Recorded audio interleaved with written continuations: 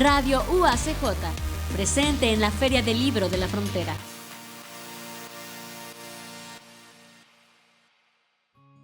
Amigos, continuamos en esta Feria del Libro de la Frontera y bueno, pues como comentábamos, el fenómeno migratorio no quedó fuera de esta serie de presentaciones donde hay textos por presentar, pero también conversatorios. Y bueno, y es por eso que ya en estos momentos yo le doy la bienvenida al doctor Héctor Padilla, profesor investigador en la UACJ, al cual, bueno, pues es estudioso de este fenómeno y bueno, también le damos la bienvenida. ¿Cómo estás, doctor? ¿Qué tal? Buenas tardes, gusto verte y gracias por invitarme. No, muchas gracias. Y invitarnos porque somos varios, entonces sí, es un agradecimiento colectivo. No, y pues es bien importante seguir dándole paso a este fenómeno no solamente porque somos frontera, sino porque necesitamos hacerlo para sensibilizarnos y para conocer más a fondo, ¿no?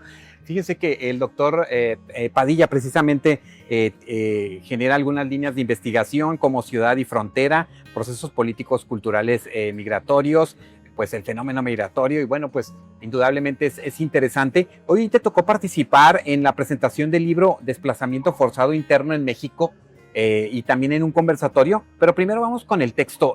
Primero, ¿cómo observas, o antes del texto, cómo observas el fenómeno actualmente?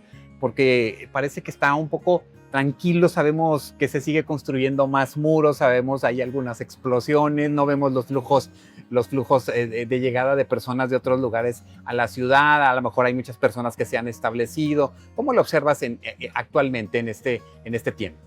Sí, mira, el fenómeno actual me parece que está marcado por algo que representó un cambio sustantivo en las políticas migratorias, que ya sabemos han sido cada vez más férreas, más restrictivas, más de contención, más de externalización de frontera, más punitivas y demás.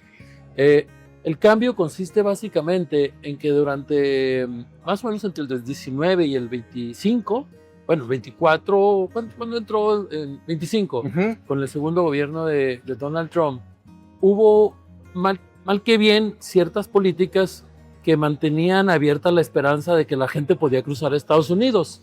El MPP, el Metering, el Título 42, el parol humanitario. Y es por eso que tuvimos esos flujos aquí. Mantenía abierta esa esperanza, pero además, por un lado, pero por otro, lo que hacía era meter a los solicitantes en procesos de espera cada vez prolongados por una u otra razón, fundamentalmente porque los insertaba en procesos burocráticos, dilatados y demás. Y esto generaba situaciones de espera, situaciones en las que alguna gente veía complicada su estancia en la ciudad, algunos optaban por regresarse a otras ciudades fronterizas, otros a otros países, y la mayoría por esperarse aquí a que hubiese algún cambio o que avanzara ese proceso, esos trámites, ¿no?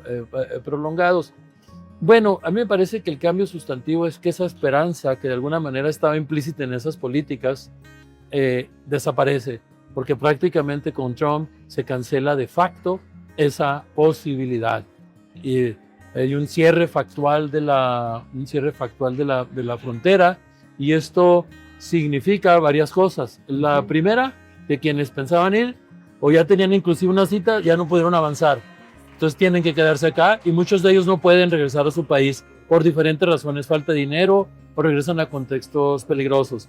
La otra es que esta política de Donald Trump de cero tolerancia prácticamente implicó también el incremento de deportaciones de mexicanos e inclusive devoluciones de extranjeros a nuestra frontera. Entonces, por lo tanto, esos fenómenos que ya estábamos viviendo ahora de espera prolongada, pues ahora lo que vemos es que han crecido definitivamente y han obligado, a replantear las estrategias de atención humanitaria que durante mucho tiempo pues, se han desplegado, sobre todo a partir de los albergues, que han sido piezas claves fundamentales en esta atención, pero ahora son insuficientes para esperas que son cada vez más y más prolongadas, ¿no? Entonces estamos en un proceso de, digamos, pues, de incremento de este tipo de poblaciones y de readaptación de las estrategias de atención, no solo humanitarias, sino inclusive de propiamente las estrategias de integración social, que son las que se requieren más en este momento.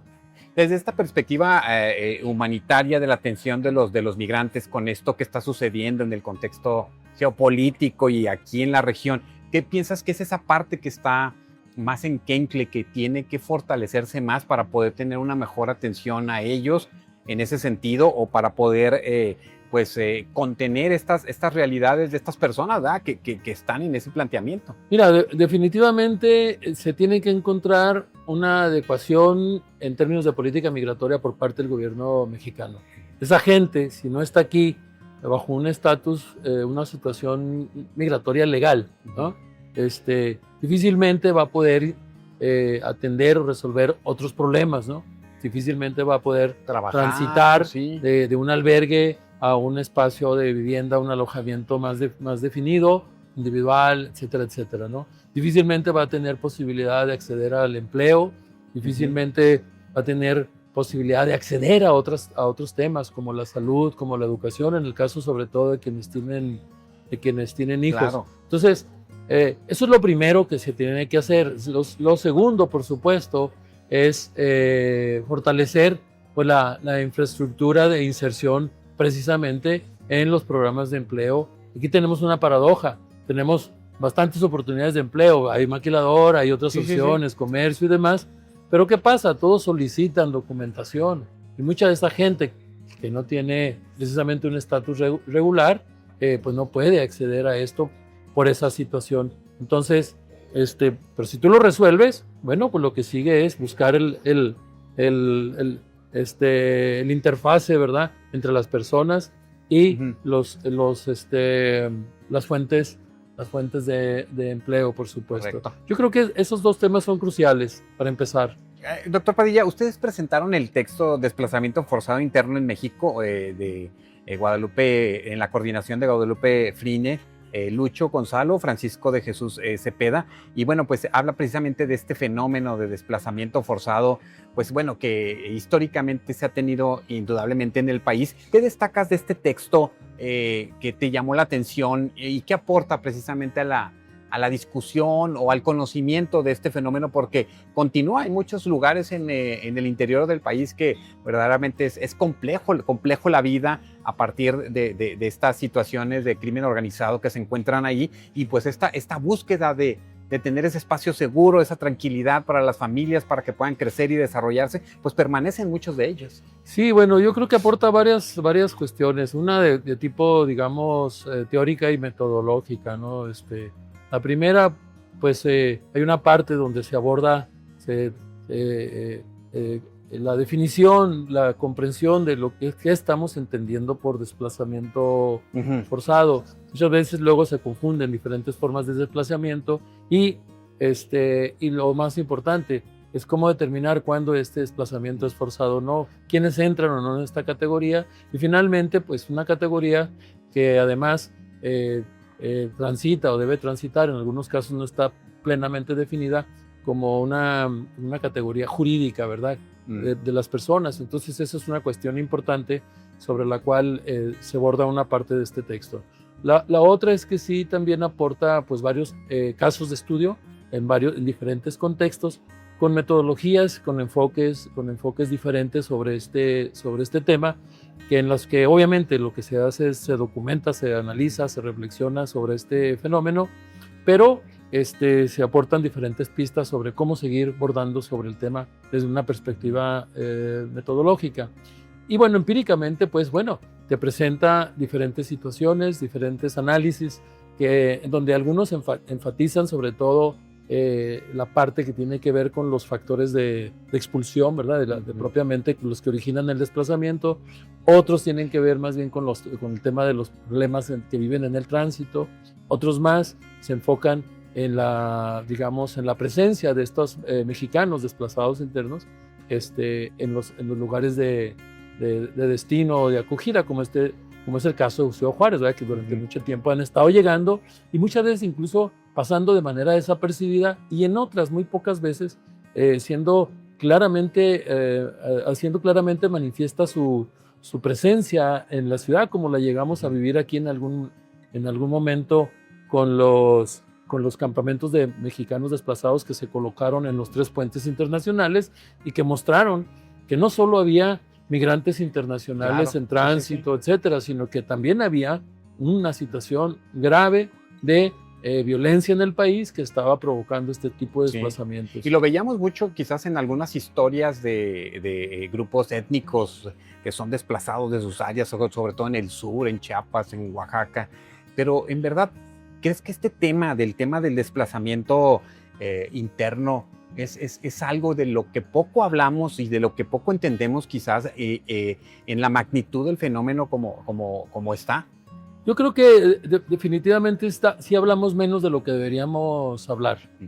Hay una razón, de alguna forma el tema de que llegaran flujos migratorios de otros contextos nacionales oscureció un poco el asunto, ¿verdad? Pero por otro lado, el gobierno mexicano tampoco le ha dado mucha importancia y de hecho en términos de política exterior, en términos de política nacional interna, le resulta como problemático reconocer el fenómeno y reconocerlo en términos de que pues, no solamente decir, sí lo hay y ya, sino un reconocimiento en términos de que hay políticas que deben estar dirigidas a atender esa situación, a atender, por supuesto, las problemáticas de expulsión que se dan en muchos contextos regionales, donde clarísimamente ha habido un incremento y un predominio de la actividad criminal, que es la que en buena medida provoca este desplazamiento.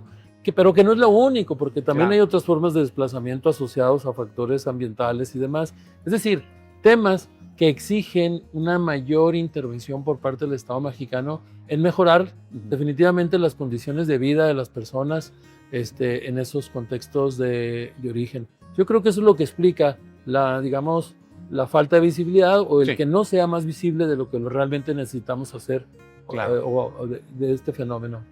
Doctor Padilla, actualmente ya en tus líneas de investigación, en tus trabajos que estás esbozando o visualizando próximamente, ¿qué es lo que estás trabajando o qué es lo que te interesaría más profundizar en este ejercicio ya como investigador? Bueno, lo que yo estoy trabajando actualmente tiene que ver un poquito con el libro que voy a presentar en algún momento. Un libro que habla de cómo los migrantes se encuentran en un dilema entre la espera y el asentamiento. Espero, continúo con mi proceso migratorio o ya me quedo. Lo que yo estoy trabajando junto con otra investigadora de la Universidad Estatal de Arizona es la idea de la posibilidad de que la gente se queda. Sí, o sea, de que de alguna u otra manera ha resuelto ese dilema, ha decidido quedarse. ¿Y cómo transitan ahora, no? Entonces la pregunta es, ¿qué los llevó a tomar ya esa decisión? ¿Qué habla de esta toma de decisiones, de los procesos justamente de integración social de estas personas, de inserción territorial, etcétera, etcétera? Y a partir de esto, discutir algo que han estado manejando los medios en lo que denominamos una suerte de construcción mediática de una nueva narrativa, de imaginación migratoria, que es la idea de que hay un sueño mexicano que, en el cual las personas que han sido obligadas a quedarse aquí de pronto descubren que, bueno, no es lo que buscaban, pero se puede vivir aquí y por lo tanto, a partir de ahí piensan que es viable y hasta deseable establecerse en México, o de que si vienen nuevas migraciones, pues estas vean a México como un lugar de destino. Entonces, nosotros estamos analizando, te digo, estos procesos de toma de decisión para preguntarnos por qué han decidido quedarse. Pero además lo estamos haciendo en una perspectiva histórica mucho más amplia, que va más allá del contexto actual, que digamos está marcado por las caravanas migratorias a partir de 2018, por ahí. Hemos incorporado en el análisis casos de personas que han migrado desde los años 80, 90, los 2000, para ver en estos diferentes momentos cómo han cambiado las motivaciones, cómo se han presentado estos procesos de integración y ver básicamente cuál es el aporte de las nuevas flujos migratorios a este proceso de toma de decisión que decide que México es el lugar donde pueden vivir. Claro. Sí. Hay o no un sueño mexicano, es una cuestión secundaria, pero por lo pronto es lo que está animando nuestro trabajo. Estamos en un proceso ya de redacción de nuestro libro y esperamos muy pronto que pueda ser publicado. Muy bien, pues mira, estamos atentos para charlar sobre él, para Sí, compartir claro, sobre el con mucho mismo. gusto. Y nos da mucho gusto el podernos encontrar en esta Feria del Libro de la Frontera, doctor Padilla. Definitivamente, y muchísimas gracias por el espacio, por la siempre. invitación, y qué bueno que has continuado como una línea de periodística de la universidad, de estar constantemente indagando sobre este tema, monitoreándolo. Claro. Un tema que no tiene que ver solo con migrantes, no tiene que ver con la otra gente, tiene que ver con nosotros, porque su presencia en la ciudad no solo los transforma a ellos. La persona que migra siempre está en proceso de transformación, y una transformación que inclusive tiene efectos muy importantes al nivel de su subjetividad, de la imaginación de sus proyectos y a dónde voy, toma decisiones, dilemas y todo esto que te comento, sino que no solo transforma la migración a ellos, también transforma los entornos en los que llegan. ¿Sí? Nuestra ciudad no es la misma definitivamente, ¿sí? No es la misma con respecto al 2018 cuando empezamos a vivir este fenómeno, y por lo tanto nosotros de alguna manera tampoco somos los mismos, estamos siendo impactados, y por lo tanto no estamos hablando solo de ellos, estamos hablando también de nosotros. Sí, claro, ¿sí? No, efectivamente. Continuamos con estos serie de planteamientos, y pues seguro nos encontramos, doctor Padilla. Muchas gracias. Muchísimas gracias a ti. Muchas gracias, y gracias a ustedes. Nosotros continuamos desde la Feria del Libro de la Frontera, en Juárez.